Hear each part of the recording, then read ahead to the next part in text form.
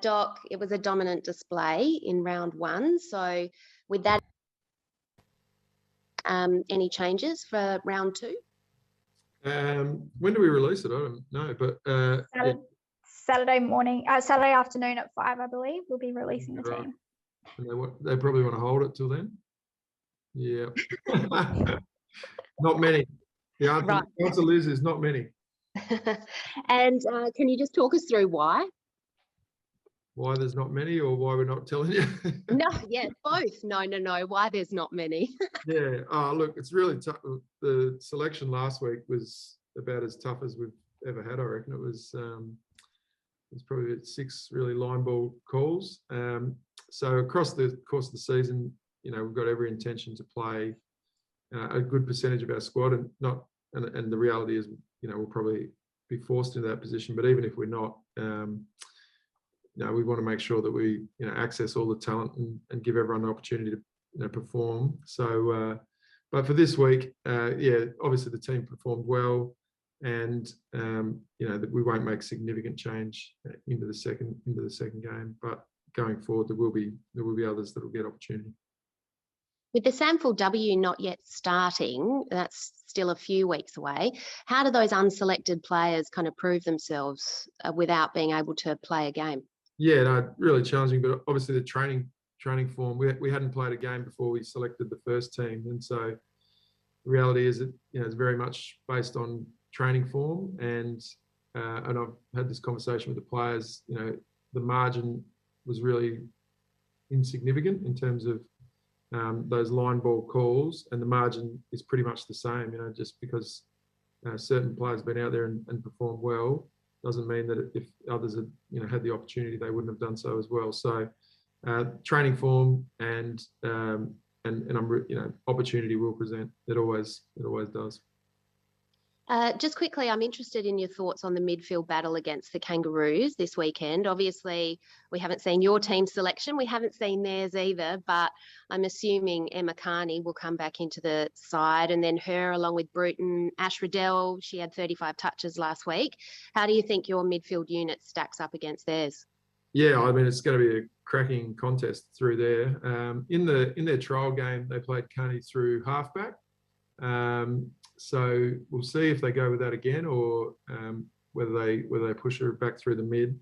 Their ruck, Kim Rennie, looked to be concussed at the end of the game. That hasn't been confirmed yet, but if she doesn't play, then obviously Emma King's an outstanding ruck, but also a big threat for them forward. So how they manage that, and whether that means that Garner perhaps goes, spends a bit more time forward.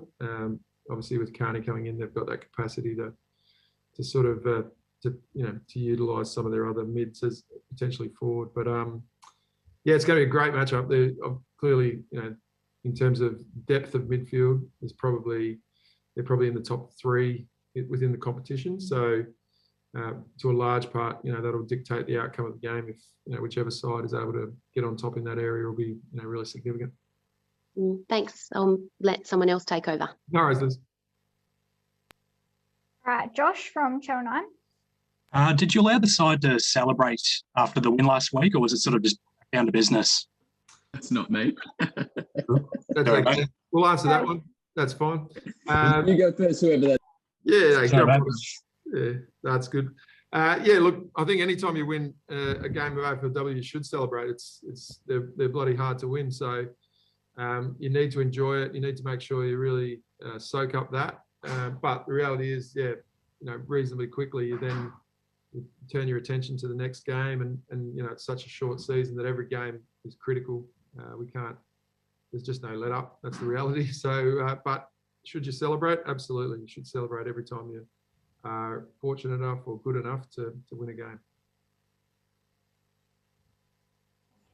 Who was that? Sorry, that just asked that question. Ed.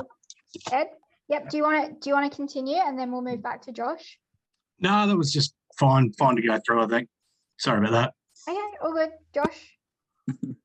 Hey, Doc. A bit of a housekeeping question. Has any of the squad been impacted by COVID this week? Yeah, look, so we've got through our staff and our players, we've been impacted. At this point, we're not in a position to release names because it's not my position to do that. But we're certainly not as heavily impacted as some teams across the border, obviously, and all things being equal, and a clear set of rapid antigen tests over tonight and tomorrow, we'll be ready to roll. Sure. So you sort of alluded to not many changes. Would you? Does that sort of mean you would have likely gone in pretty similar to the same team that beat Brisbane last week? Is it sort of more forced given you've got a couple of COVID issues? If we make selection changes, they won't be COVID related. Okay. We're already 1 week in and a couple of games postponed this week. Do you fear for the sort of long-term season if we're postponing games already? No, not really. I think obviously with the WA teams relocating, the fact that all of the states are in the same position border-wise, clearly there is the potential for games to be impacted as we've just seen. But I'm really confident we'll get the vast majority of the games away, and then where we need to make adaptations to the schedule, that'll happen. So I'm really confident that the season will continue, and that we'll ultimately get through to a final series and a premiere. Sure. I know you're a coach, not a contact tracer, but was it a bit of a headache knowing that Brisbane had an outbreak? Do you sort of have to go through SA Health and work out who has what and how that might have impacted you, given you just played the team? Yeah, well, I mean, we had a PCR test on Monday. That directive has changed since that test, but we're rapid antigen every session, and therefore, we'll locate any positives that are in our squad. So, in terms of close contact, the directive, the AFL were in contact with us, but we haven't been confronted with that issue. No.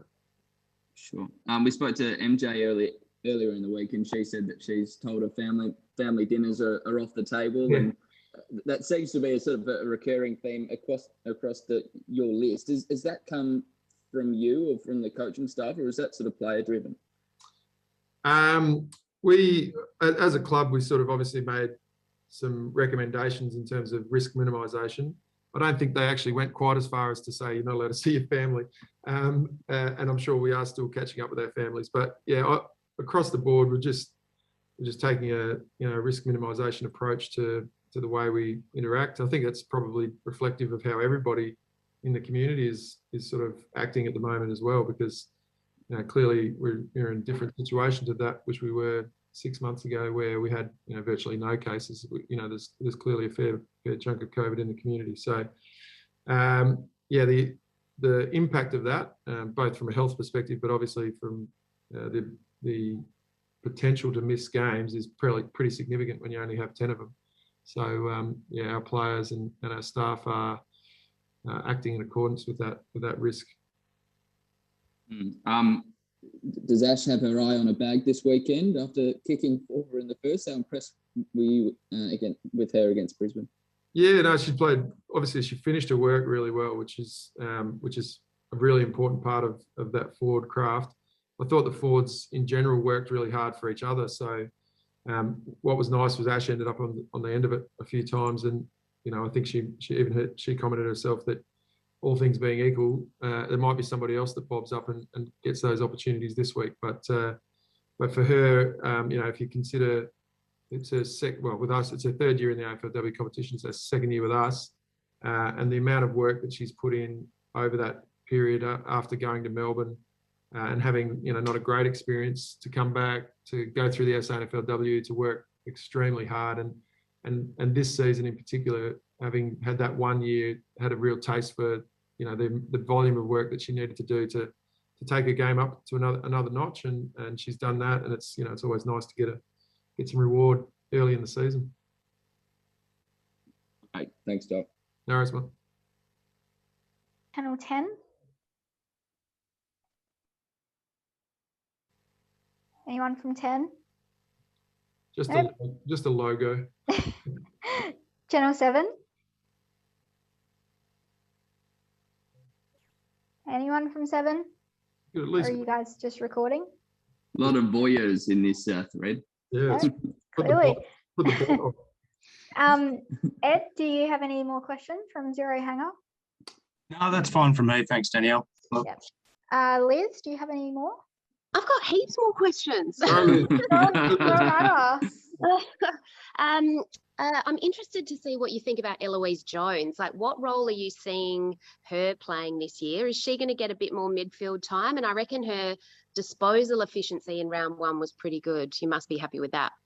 Yeah, no, she's obviously another one who's worked extremely hard and started on the wing, but obviously has flexibility to play forward and maybe even a little bit of halfback. But predominantly she'd probably play wing forward at this stage. Definitely got midfield capacity as you highlighted. The tricky thing is to play. You've got 3 mids, so if you're going to put one in, you've got to take someone out, and the 3 in there are going fairly well. So at this stage, I'd see her playing, as I said, predominantly those more wing or forward roles, but certainly open to exploring that in the future. What about Stevie Lee Thompson as well? Did I see her playing quite down back last week? She did, yeah. She ended up spending probably more time back than anywhere else. But once again, a bit similar with EJ and a few of our players, really flexible. Brisbane clearly had some dangerous small forwards, and Stevie's speed, and she started her career as a small back. So having that flexibility to utilise her in that way is really good. But equally, we've seen her lead the league in goal kicking, so she's pretty potent at the other end as well. So we'll continue to just. The great thing with Stevie and with all of our players is that just willingness to do whatever is asked of them for the betterment of the team. And last week that was back, but that certainly won't be the case always. You mentioned before the ruck battle this weekend, so Emma King, potentially coming in. What do you think of Caitlin Gould when she took on what looks to be the dominant ruck role for you guys last week? Yeah, well, we probably split the ruck relatively evenly last week with Montana as well. So both of them had a good crack at it, and Caitlin spent a little bit of time forward. But yeah, really happy with the contribution of both. It's another really tough selection call as well. So Jazz Hewitt has come back to us this year and had a really strong pre-season. Probably not just had a couple of interruptions, which was frustrating for her. But we've got some really good young talented options there. So it's exciting for the club really to have 3 really good strong candidates for that role. Just one away from this game, ACLs have obviously been a topic of discussion this week. What are your thoughts on the ACL incidents, and do you think more needs to be done in prevention or research or anything? Yeah, well, clearly it's devastating. It's an unfortunate part of the competition is that we have a slightly higher prevalence of ACLs than men's footy. It's something that there's a bucket load of research is going into it, and we've certainly got preventative programs in place in terms of the movement patterns that we're trying to drill into the players, and the strengthening and all of that. The move towards year-round conditioning and training for our players, which they do, but obviously a lot of that is on their own time, is hopefully something which may help alleviate some of the incidents. But clearly it's something that we need to continue to explore every avenue in trying to minimise that, because we don't want any players coming out of the game for extended periods, and particularly when this, as was highlighted a few times, such short seasons, such an enormous amount of work going in, and then to be out after round 1 is really devastating for those players, obviously. And we've been there. We know it's not, thankfully, touch wood, it hasn't been us this time around, but we understand that what those clubs are going through. Is that the biggest hold up, Doc? Sorry to jump in, Liz. Is that the biggest hold up? The lack of full-time footballers that, at AFLW level, you've got Gillis? I think that'd be a bit hard. The reality is that while we think that there are a number of the risk factors that we're addressing and trying to cover off, the reality is that the science isn't exactly definitive at this point. So hence the need for continuing research and the need to explore every option in terms of trying to improve the situation. I guess the only point I was making is that from a conditioning point of view, at this point in the evolution of the AFLW, we don't have absolute continuity in terms of the full 12 months of the year. So is that a factor? Put it on the list of things that we're not 100% sure about, but it's a potential improvement. One more from me, Josh, if you're all right with that. Yeah. I'm not sure whether you heard it, but Erin Phillips spoke on a podcast this week about how the Crows women's players are no longer allowed in the club's gym before 4 p.m. so that the boys can use the gym during the day. Just wondering what your thoughts are on that situation. Yeah, well, it's the reality of COVID times. The men aren't allowed into the gym for certain periods of the day. Certainly they're not after 3, I think. They clear the building.